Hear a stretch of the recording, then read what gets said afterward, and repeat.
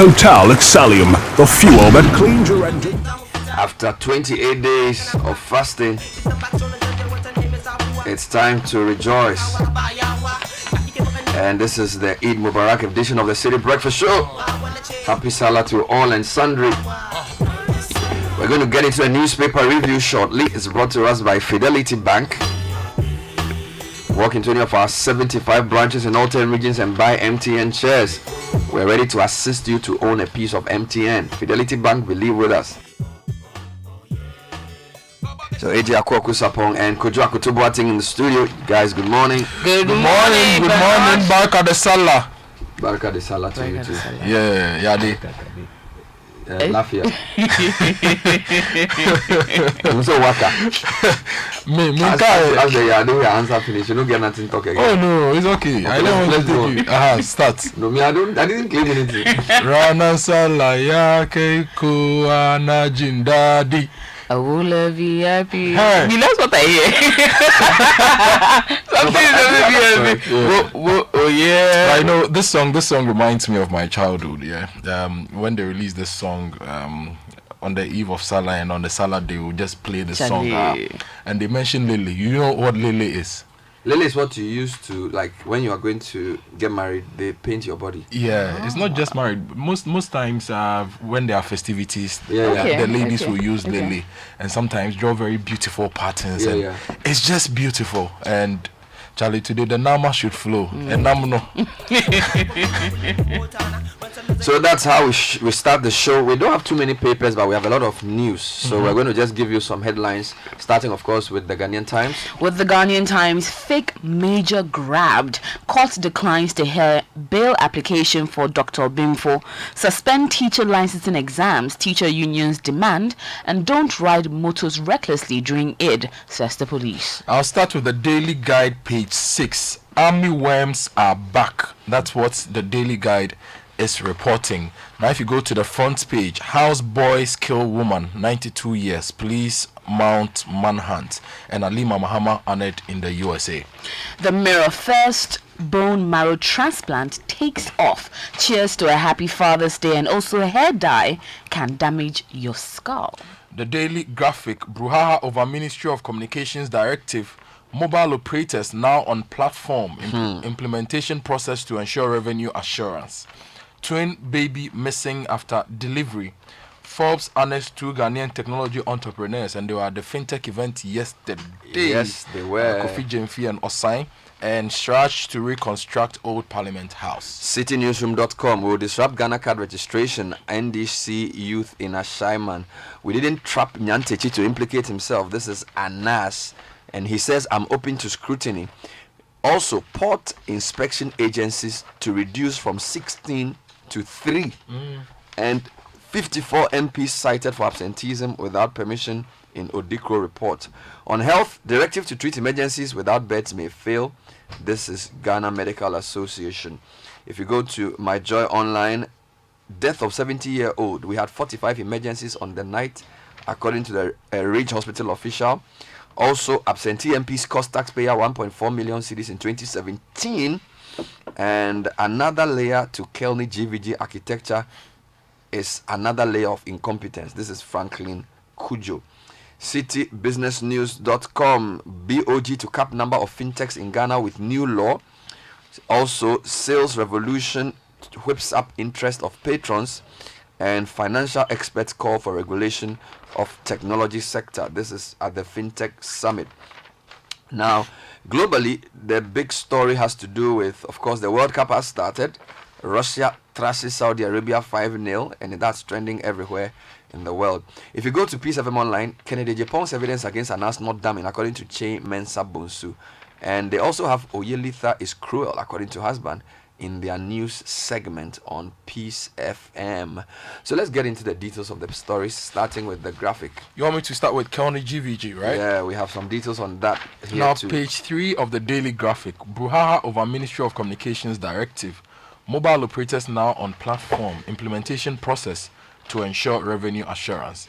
The story says that all the mobile network operators have now complied with a directive by the Ministry of Communications to have their various data centers connected to the Revenue Monitoring Common Platform. The compliance paves the way for the Ministry, the National Communications Authority, the Ghana Revenue Authority, and their contractors to begin the implementation of the process to ensure revenue assurance from the players in the telecom industry. A release signed by the Minister of Communications, Mrs. Esla Osu Ekufo, and issued in Accra yesterday, said physical installation of the servers have been completed at various data centers of all the MNOs, and preparations towards texting and transmission are at various stages. The government is fully committed to the implementation of the CMP in compliance with our law and has made that clear to all MNOs. Now, the story goes on to say that before the release was issued, a crunch meeting among the Ministry of Communications, the NCA, and the chief executive officers of the various MNOs had been held last Wednesday. The meeting, which was attended by the chief operating officers of the MNOs, discussed, among other things, the refusal of the operators to physically affix their systems to the common platform meant to monitor international and domestic voice and data traffic volumes.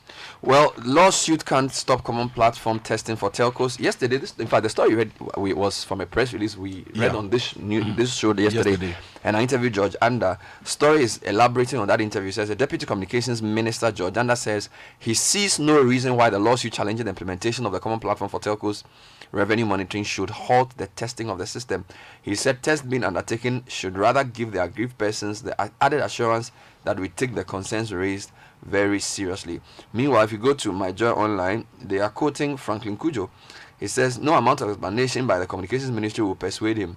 Founding president of Imani, Franklin Kujo, is unsatisfied with new changes made to the $89 million monitoring deal between Communications Ministry and Kelny GVG. Sustaining his opposition to the controversial deal, Mr. Kujo claims the government's move to amend the original technical specification to install filtering servers is proof that the Communications Ministry is not providing ample information regarding the deal to the public. Yesterday, during the FinTech Summit, the Bank of Ghana gentleman said something. Dr. Seto. He said they have a system where they can also track what happens with the telcos as it pertains to monies raised. It says they see everything in real time.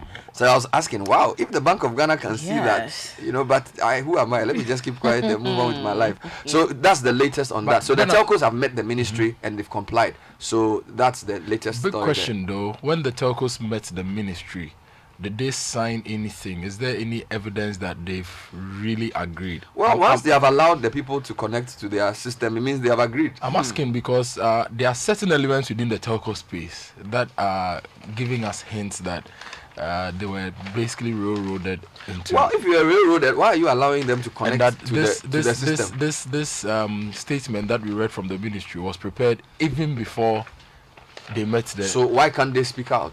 Yeah. If somebody has said you've done something and you've not done it, you can say we never met the minister, we have not allowed. Because the minister, the statement was categorical that after a meeting, the telcos allowed Kelny GVG to connect to their physical nodes. So those are two facts that have been stated. If they are not true, who has gagged you? You. So me, I don't even see what if you haven't met the minister, say you haven't met her, or if you haven't connected, you say you haven't connected. So is it the matter? No, if you have met and been forced to connect to, you say you were forced to connect. But you haven't said that to me. You can't whisper to me in midnight that you were forced. Look, if you see, Kojo, you have to stand up for what you believe in. You can't say that you are on one hand leaders and then when something happens, you are too afraid to talk. If you believe that this system is wrong and doesn't benefit your consumers, stand up for what you believe in. True.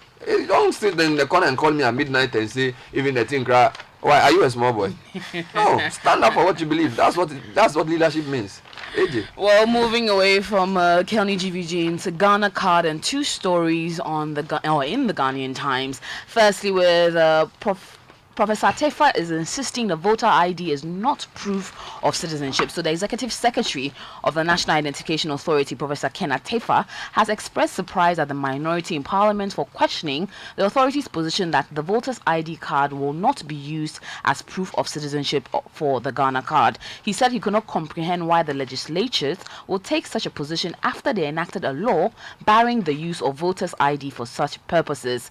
The Parliament of this Republic, in its collective wisdom and experience, has determined that the documents that can be used for Ghana card are birth certificates and valid passports. The Parliament of Ghana has declared that the voter's ID is not one of the identity documents for getting the Ghana card. I find it contradictory that the same members who agreed for this to be done are now opposing the authorities' decision to follow the law, he noted. We're coming also to... But still on that, the NDC in Ashaiman are not happy with the registration. There's a story on Citi Newsroom that says, we will disrupt Ghana card registration, Ashaiman NDC chair. Because Now, the Ashaiman constituency chairman of the opposition NDC, Shaddad Umar Jallo, has threatened to organize party officials and members to disrupt an upcoming Ghana card registration exercise in the area.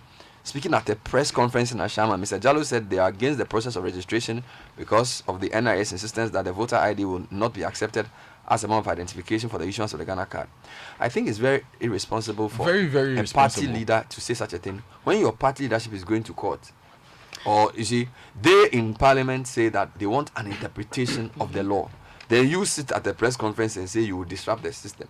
The police should go and collect him. they should collect him Because today. you see, this is lawlessness. Because the party leadership has been very clear. They say they won't take part and they support the Supreme Court, somebody going to court to get interpretation. That's what responsible This people is what do. Haruna Idrisu is saying in the Daily Graphic. The Daily Graphic says that Mr. Idrisu has indicated that the national ID registration was a laudable initiative which minority MPs supported. Their only problem is with the processes which they seek to go to, which they want to go to court over. So my point is you that can't sit in a Ashaiman and say you organize people and disrupt. For what? Absolutely not. The party should call him to order. Let's go on. Well, also with the Ghana card, the Deputy Minister of Water and Sanitation, Patrick Boama, has urged the NDC to stop playing mischief and dirty politics with the rollout of the National Identification Card to be known as the Ghana card and get serious with the issues. The NDC, he stressed, must stop the gutter-to-gutter politics since Ghanaians have gone past that level.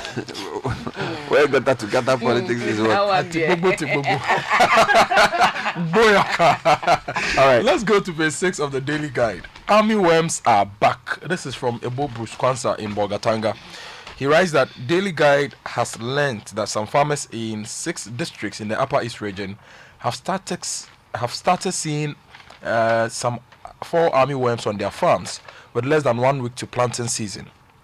The districts affected so far are the Boko West, Talensi, Garu, Busa South and North, and the Kassina Nankana municipality. Meanwhile, in an attempt to control the pest and prevent a possible devastation on the farms, the Ministry of Food and Agriculture, according to a Plants Protection and Regulatory Service Officer, Patrick Yensingit, has started distributing pesticides to farmers in the affected areas to fight the 4 army worms. According to him, the ministry has plans to extend the distribution of the chemicals to the other districts in the Upper East region as a preventive mechanism against the army worms. No havoc has yet been caused in the affected areas since they have just started planting. He urged the farmers and sprayers to be swift in dealing with the pests, adding that it will do them more good as well as the region and the country as a whole. Now, let me take you to the health sector. Death of 70-year-old. We had 45 emergencies on the night. Ridge Hospital official. This is My Joy Online. Says the medical director of Ridge Hospital has subtly suggested health workers cannot be blamed for the recent death of a 70-year-old man. Emmanuel Kwabena Sorofenyo said the hospital was completely overwhelmed the night on which Prince Antonio Pokwe Champan was reported to have died. He told Joy News there were 45 emergency cases on that night alone for a hospital that has only 44 emergency beds. He suspects the deceased may have been one of the patients turned away for lack of space or may have been driven away out of impatience by persons who brought him. And then the story gives us the details. But when you come to citinewsroom.com, the Ghana Medical Association is also speaking. GMA has expressed reservations with the Ghana Health Service's response to the recent outcry over the no-bed syndrome. The Ghana Health Service has, among other things, directed hospitals nationwide to treat emergency cases even when there are no beds. But these measures will not be successful without a more holistic approach to the country's health challenges, the president of the GMA, Dr. Frank Ankobia, has said. He was speaking to the Citi Breakfast Show. He said, we've been trying. We've been trying in the circumstances and limited facilities that we have and will continue. But as to whether it will be effective or not is another thing, he said. Now, let me take you to the Daily Graphic. Twin baby missing after delivery. This is still with the health sector. The story says that the father of the twins who were delivered at the Greater Accra Regional Hospital, which is a Ridge Hospital, on May 10, 2018, is asking the hospital authorities to produce the body of one of the babies who the hospital says is dead. Mr. John K. Gabuja says he smells a rat with the hospital authorities' narration of the baby's death and is challenging them to give him evidence. Speaking to the Daily Graphic, he said his wife was delivered of twin girls on May 10, 2018 at the Ridge Hospital and was told by the midwife that the children had to be kept in an incubator at the baby's ward because they were delivered at 31 weeks and were therefore premature. He stated that he was initially denied access to the children by a nurse whose name he gave as Dede because she wanted me to place a deposit for each child and also buy some medicine and baby dresses before I can see my children. Even though I made the deposit, I still could not see them because the nurse said I did not have the baby dresses.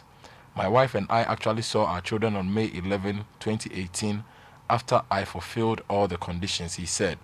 Now, when contacted, the medical director of the Greater Accra Regional Hospital, Dr. Emmanuel Srofenyo, said his outfit was putting together a report for submission to the Director General of the Ghana Health Service for consideration and action. So where is the baby? Has the hospital responded? This is just what I read, that they are putting together a report which will be submitted to the DG of the Ghana Health Service. So we'll get to Which update hospital on is that. this? This is the Ridge Hospital, which is the Greater Accra Regional Hospital. Well, still with the Ridge Hospital, in the Mirror, history has been made as the Greater Accra Regional Hospital, Ridge Hospital, has admitted its first patient to undergo the first ever bone marrow transplant procedure in Ghana at the Bone Marrow Transplant Center at the facility. The procedure, which started earlier this month, has so far had over 60 applicants, with 6 from the West African sub-region. According to the Director of Administration at BMT Ghana, Dr. Wisdom Erasmus Boatre, this could be a breakthrough for the medical profession since it was the first of its kind in the West African sub-region. Now, let's go to some African news. Page 4 of the Daily Graphic. Ugandan wins Africa Prize for bloodless malaria test. And in Nigeria, a Nigerian has admitted running an illegal blood bank. So he's also been arrested. That was from yesterday. Yes. Now, the first story is from Kampala in Uganda, and it says that a Ugandan inventor has won a major prize for a device which tests for malaria without drawing blood. Brian Gita, 24, won the Royal Academy of Engineering Africa's prize for a device that detected telltale signs of malaria by shining a red beam of light on the patient's finger. The diagnosis is ready to be shared to a mobile phone in a minute. And he developed the device called Matibabu after blood tests failed to diagnose his own malaria. This is really great stuff, and Very, very I great hope we stuff. can scale it up. Now, let me take you to Anas, because if you come to citinewsroom.com, we didn't trap Nyantechi to implicate himself. This is Anas. Investigative journalist Anas, Anas, has debunked claims that he unfairly entrapped and battled former GFA boss Kwesi Nyantechi to make the damning comments in his latest investigative film titled Number 12. Now, Anas, at a public forum at the University of Ghana earlier on Thursday, said he did not force Nyantechi to make the damning claims. According to him, Nyantechi, on his own volition, made the claims without them being solicited. Here's a quote: "Those who think we just carry the camera and do what we do is untrue. We play by the rules. That is why we are able to play on the international stage. Again, we will open up ourselves for scrutiny. People have spoken about entrapment and all that. They make specific reference to our encounter with Kwesi Nyantechi. The man was welcomed from the airport. He gets into his hotel room, and the first thing he tells us is how to scam the GFA. It gives us a proper procedure, something I did not know, and takes you through a lecture on how you can form a shell company to fleece money of investors. This was unsolicited. I'm not a football person. People make it seem as if I forced him to speak. He gave me the information. I didn't ask for it. By the time we could say Jack, the man had mentioned and dropped names." Unquote. So this is Anas. He also said at that forum that he is open to scrutiny, and people who think his methods are wrong are free to criticize him. Now, AJ. Well, coming into the Ghanaian Times, and the African Women Lawyers Association, a non-governmental organization, has rolled out a toll-free call or SMS platform to enable remand suspects seek legal advice in all prisons throughout the country. The platform, which is under the Justice for All program entitled Justice for Remand Prisoners, is to promote the democratic and human right of remand prisoners, especially women, children, and the marginalized. So, speaking to journalists in Accra after the launch, former Attorney General Mrs. Betty Modi Drusu said the initiative was to enhance justice delivery through innovative participatory Innovative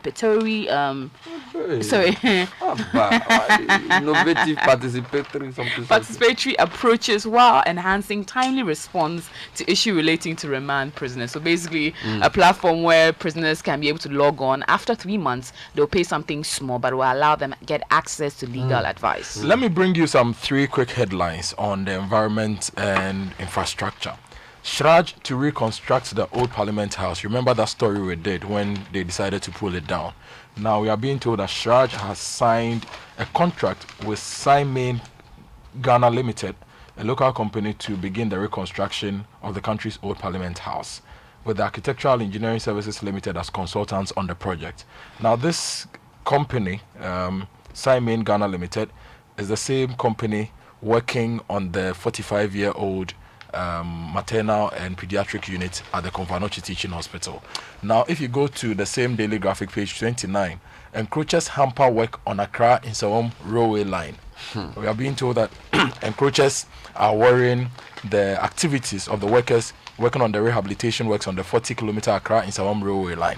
And then the final one, page 14 and 19 of the Daily Graphic, special feature: Accra fishermen now landing big catches of plastics.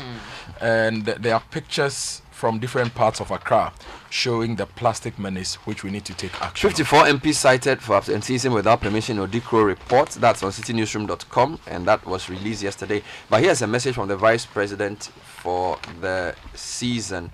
Eid Mubarak. He says, all praise and to Allah, the Most High, Most Merciful. Congratulations to fellow Muslims in Ghana on the successful completion of your fasting, of this year's fasting.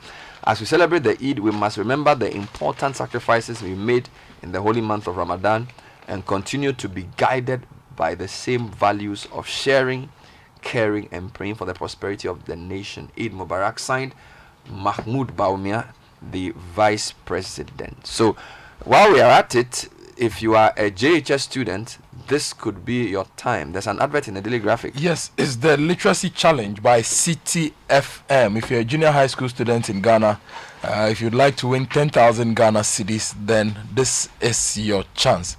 You must write a speech. It must not be less than 600 words. Your script must be in your own handwriting. Script must be endorsed by a parent or guardian. You add your full contact details. Now, this is what the speech is about. It's 2035. The law allows people below 40 years to contest for the presidency.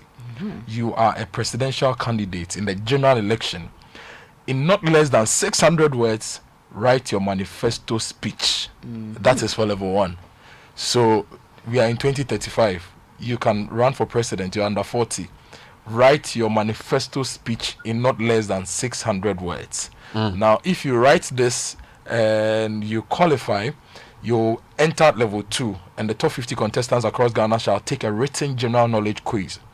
Now, if you pass that, you enter level 3.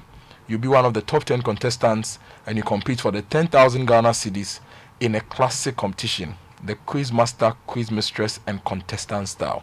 So get ready. Write to us, the Literacy Challenge, PO Box GP 14123 Accra Central, or you drop it off at the front desk of Citi FM in Adabraka. That was the newspaper review with Kojo and AJ. Coming up next is the City Business News. This is the City Breakfast Show. Kilometre after kilometre.